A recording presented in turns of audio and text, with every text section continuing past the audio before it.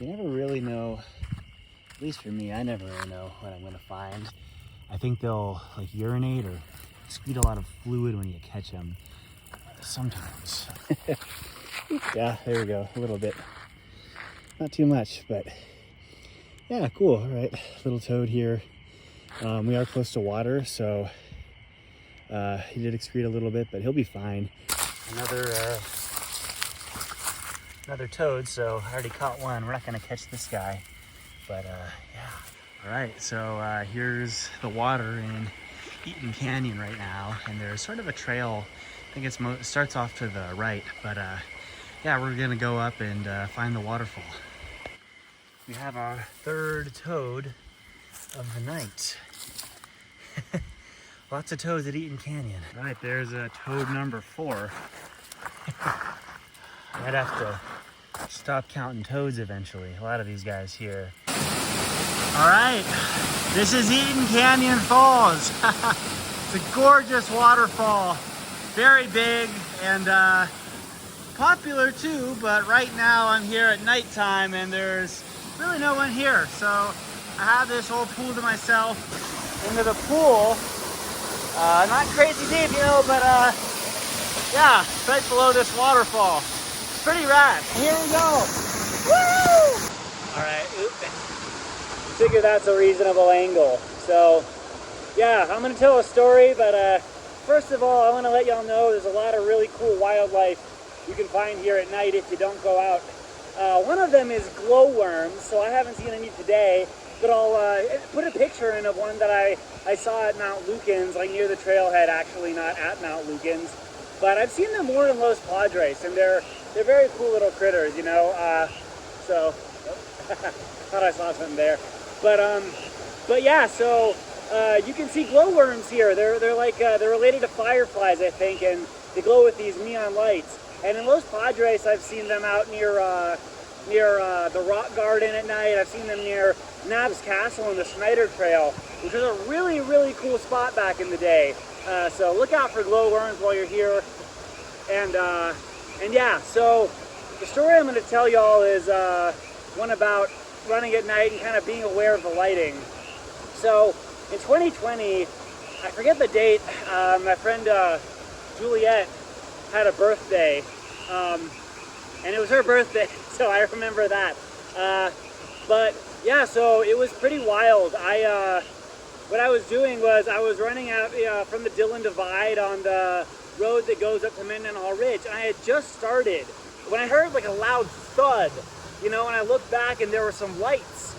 They looked like maybe lights from a house or something, but they weren't where I would expect to see lights, right? So I was like, should I keep going? That could be a crazy car crash, you know, and I was like, yeah, I'm gonna turn around. So I turned around and jogged maybe like a mile or two along Big Tujunga Canyon Road. And sure enough, there was like a car crash. And you know, you could hear the radio running, but you couldn't see it by the road.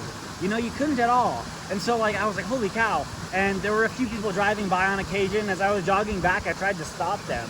But they see like some crazy guy like me at night, they're not gonna stop probably. You know, it's just like, you know, some weirdo running around at night trying to get me to stop. Not necessarily a safe idea. So I drive back 45 minutes and I'm calling the cop, like 911 over and over again, trying to reach them. I don't reach them until I get to the city and then they say they're on it. So I'm on the 210 heading back and I get a call and they want me to show them where this crash is. So I go back, I show them, I'm talking to the cops and stuff, and I'm driving, right? And it's a while, and the guy's like, eventually he stops me and he's like, are you just leading me on some like wild goose chase here? I'm like, no, I swear, man, there's a car crash. So I keep going and I lead them to the spot eventually, and there are some helicopters and all this crazy stuff, you know, and they deploy, like the teams, like these response teams are pretty incredible. They deployed all this stuff to kind of get down there, these ropes. You had a bunch of fire trucks, you know, just in case there's a fire, there's a car crash, right? And you had this helicopter, I have some pictures of it, come and hoist this guy. He got ejected from the car apparently. They hoisted him out to the hospital and whatnot. And yeah, there's actually like, there were some news articles, and I think there's a video on YouTube, not on my channel. I'll put a screenshot maybe and a link below. I looked for it recently. of me, and it was when I was actually talking to the cops about the incident or the fire. Someone, I forget, but you'll see a screenshot of a video with me talking to someone. And yeah, I read about it a little later. I think the guy might have gotten amnesia or something. He thought he was there for several days, but no, his car was running.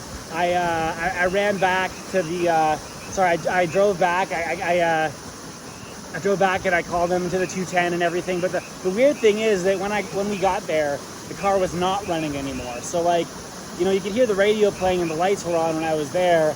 But when I was there at first, right? When I jogged back from the Dillon Divide, that trail near the Dillon Divide. But when I got there the second time, it was wild, right? Because, you know, like no lights, like no one's gonna see him. You know, if he doesn't wake up, no one's gonna hear him or anything.